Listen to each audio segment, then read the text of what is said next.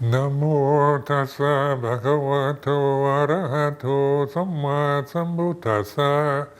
Namo tassa bhagavato arahato samma sambuddhassa. Namo tassa bhagavato arahato samma sambuddhassa. Bhutang dhammang sanghang namasami.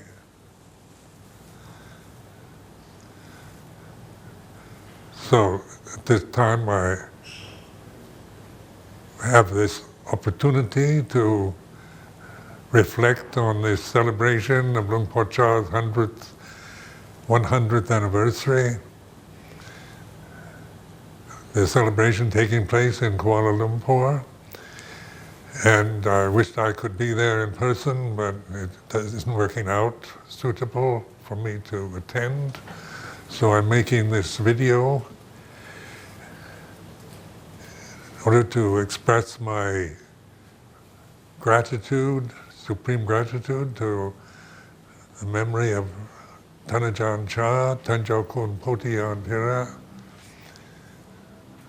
who I met in 1967 when I was newly ordained bhikkhu in Thailand, and I went to meet and spend the pancha, the vasa with Luang Por Chah at Wat Pa Nong Pa Pong. He was a very excellent teacher. His method of teaching was always very direct, very practical, none of it theory, but always directing attention to the present moment, to be able to observe, to be the knower of the present moment as it is. The Buddha Dhamma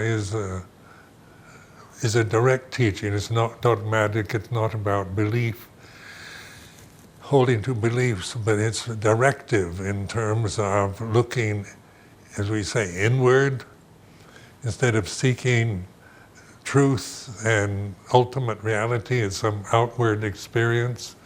Direct in the worldly sense, we turn our attention outward through seeing, hearing, smelling, tasting, touching, thinking, always going out. But in the direction of the Buddha, it's to observe, to be the knower. And this, Luang Por Chah would express this through the mantra Puto, which is the mantric form or name of the Buddha. The knower, the knowing. Because consciousness is knowing, its function is knowing. It is like this, the present moment is like this. So we think in terms of the past, the future, the history of Buddhism. We think of Luang Por Chah as having been born 100 years ago in Thailand. This is the thinking process, remembering the past or reflecting on what what is historic and what is already past. And then the future is what we don't know, but we know that it's possibility, it's potential, it's full of hope or dread. And the future is to be seen always in the present moment as something we project outward through the thinking process as we hope for something, hope for the best or dread the worst. The past is a memory in the present moment. There's only this present moment. It's a kalika dhamma santitiko, apparent here and now. It's here and now, it's timeless. And this is what we reflect on in monastic life. Every morning and evening during our pujas, we chant the reflections on Dhamma, Santitiko, Akaliko, Ehipasiko, Upanayiko, Bhajatang, Vaitidapo, Vinyuhi. This translates, that's the Pali language, and so this means Santitiko, apparent here and now. The Dhamma is here and now. It's not about some refined possibility in the future or some abstract idea. Dhamma is here and now. It's timeless, and so here and now is timeless. encouraging investigation, opanayika Dhamma, pasiko Dhamma, opanayika Dhamma is leading inward. We're no longer seeking Dhamma as some external experience or something we can objectify, but we can know through awareness, through mindfulness, or in the Pali term sati sampajanya.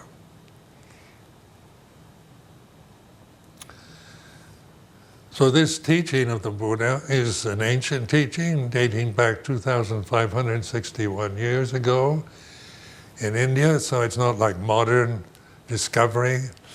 But when I met Luang Por Chah in 1967, he was very much trying to encourage Buddhism in Thailand, the Thai people that he would meet and encounter that would come to his monastery, to reflect on Dhamma, to awaken to Dhamma, to patibhatta, or practice, put it into practice.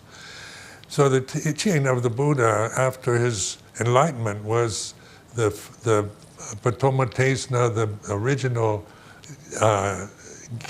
desana, or sermon that he gave in Saranat, was taking the common experience that every human being has, whether it's in the past or the present or the future.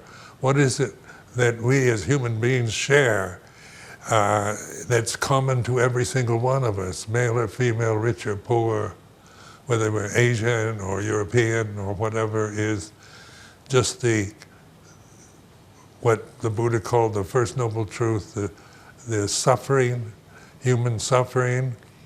And this is an English translation of the Pali word dukkha, which means that which cannot be born, what we create, we hold to out of ignorance is suffering. And so the Buddha pointed to suffering and put it in the context of a noble truth. And this is unique, in religious traditions, to take something that nobody wants. Nobody wants to suffer. We all want to get rid of it, run away from it. We all want happiness. And so I used to reflect and consider, why did the Buddha in his first sermon, giving to the five comrades, the 5 disciples in Saranat, why did he make suffering the first noble truth? And then the advice the Buddha gave is to understand suffering. To understand suffering is not to analyze, why do I suffer? It's not to seek a cause for it externally, but to recognize it. It's like this sense of being separate, alone in a human form, in a vulnerable human situation, the old age, sickness, death, conditions that we all have to face in a human lifetime. We all have to experience loss in our lives and disease and failures and fears about the future, anxiety, worry.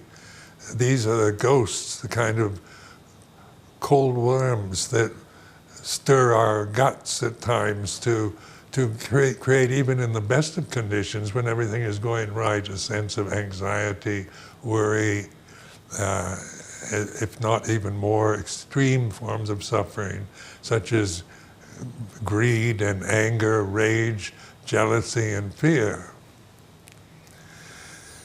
In this realm that we're experiencing here and now is mortal realm. It's about being born and dying.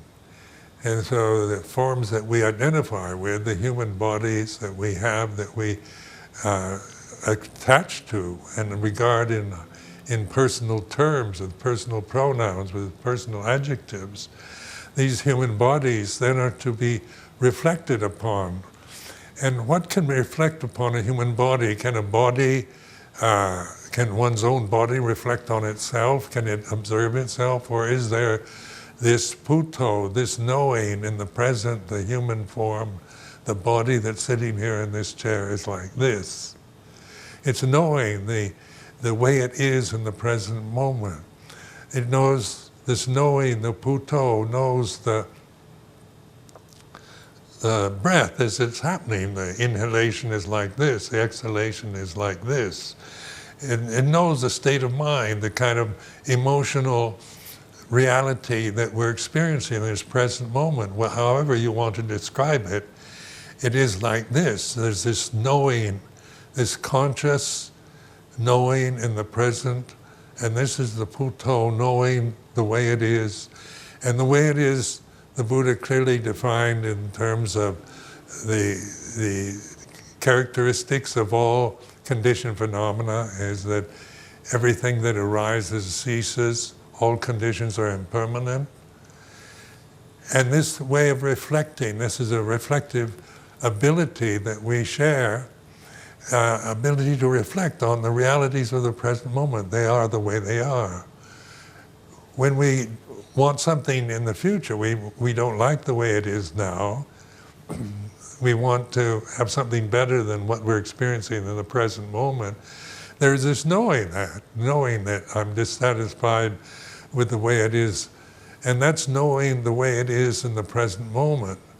That knowing is the reality of consciousness, knowing itself in the present moment, knowing that all conditions, all phenomena are impermanent. And this is the way we begin, and this is an analytical process, or it's about observing the arising, the present moment is like this, but we bear with it, we accept it for the way it is, and it changes, it ceases. So the second noble truth is about the origin of suffering. So suffering has an origin, it's not permanent, it's not eternal. It arises and ceases. And so the origin of suffering is this ignorance of Dhamma, not knowing Dhamma, not recognizing the reality of here and now as you're experiencing it in the present moment, but always thinking always takes us towards the past or the future. And this thinking process is all about sankhara, or about conditioned phenomena. Thinking is a condition that arises and ceases. It's not permanent, it's not ultimate truth. Its function, the thinking function, is for discrimination. So it's all about the nature of conditioned phenomena. It's either big or small, male or female, right or wrong, true or false, good or bad. And so thinking always is around the qualities, the size, the shape, the value of conditioned phenomena. But the Dhamma is not conditioned phenomena. It's here and now. It's unconditioned.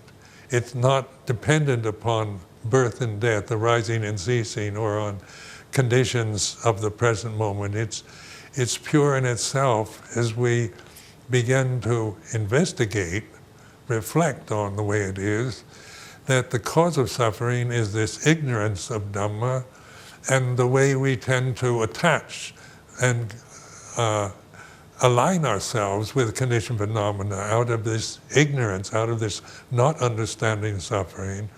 We attach to suffering and identify with it. So the human body becomes mine and me and everything I think and remember, my fears, my emotional habits, my conditioned reactions, my cultural conditioning, my social conditioning, the ego, all of these are creations that out of ignorance I would identify with. And all those conditions are impermanent, they always lead to cessation.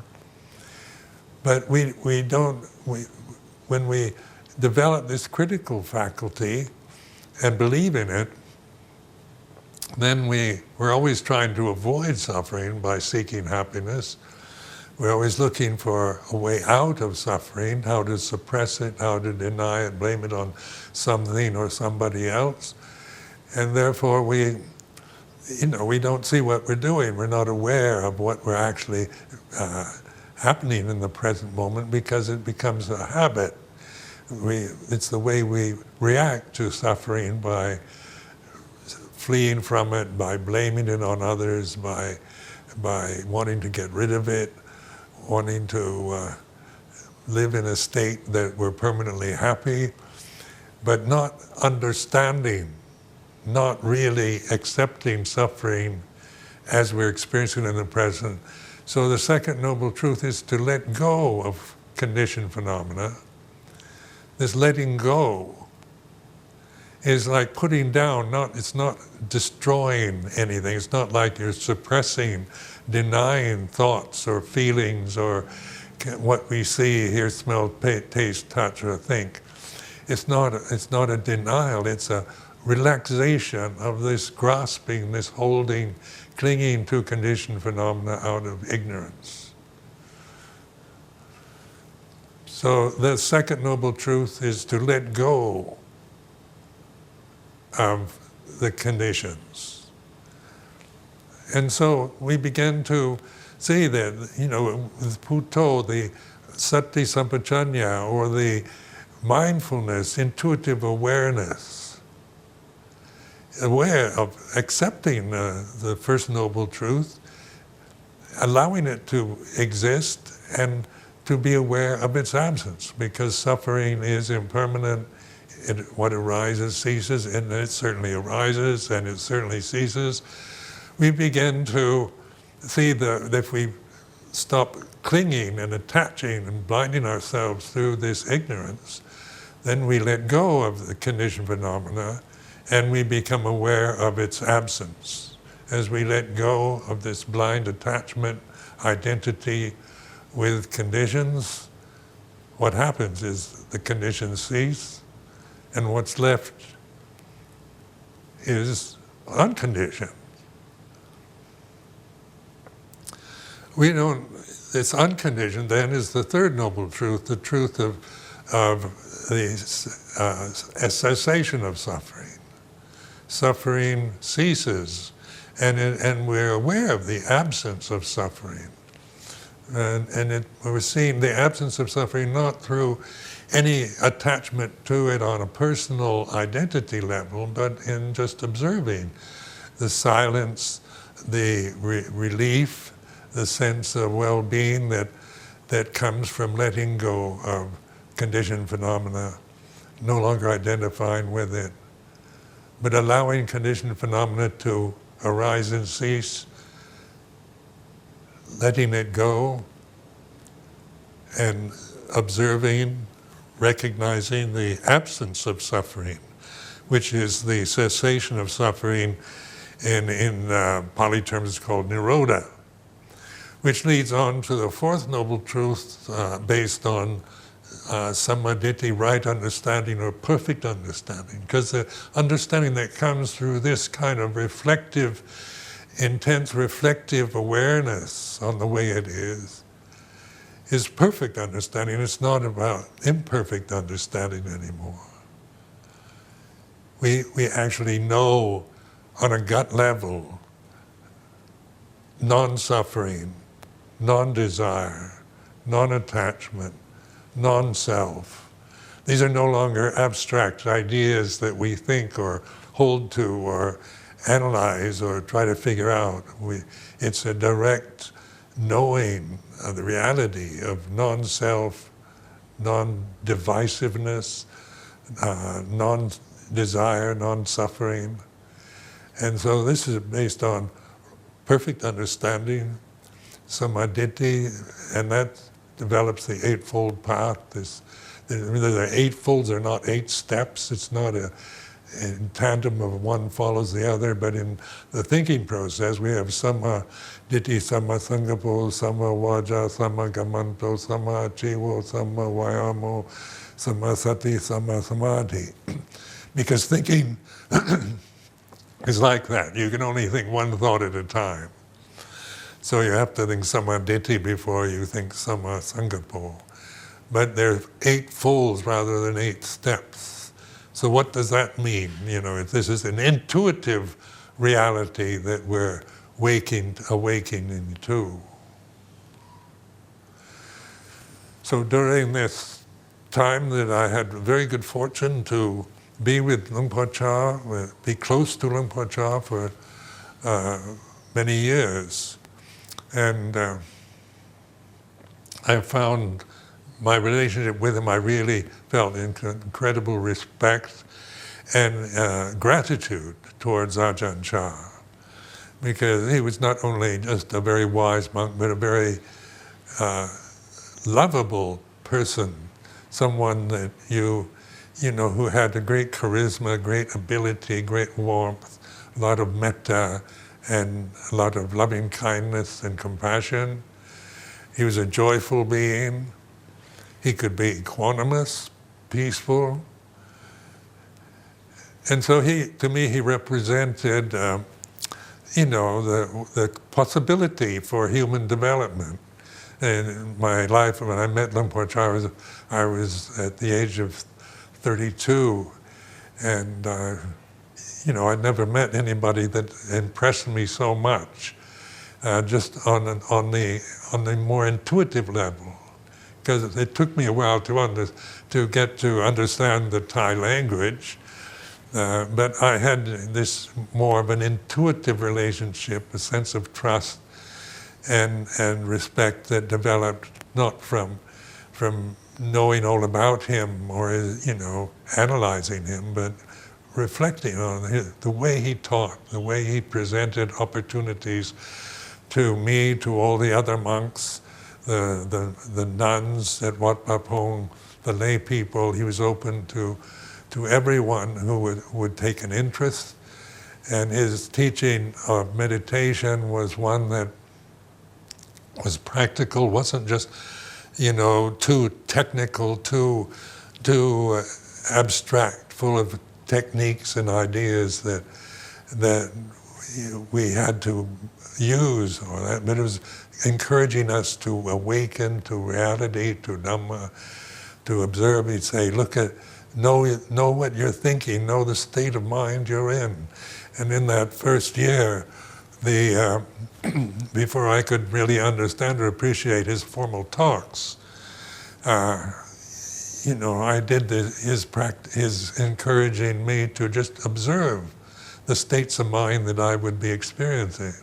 So when you're the first Western monk in a very conservative part of Thailand with a very strict Vinaya monastery, and you come from a totally different background, from West Coast American idealism and attitudes and assumptions, then you're going to experience a lot of mental doubts about emotional resistance, worries, anxieties, self-consciousness.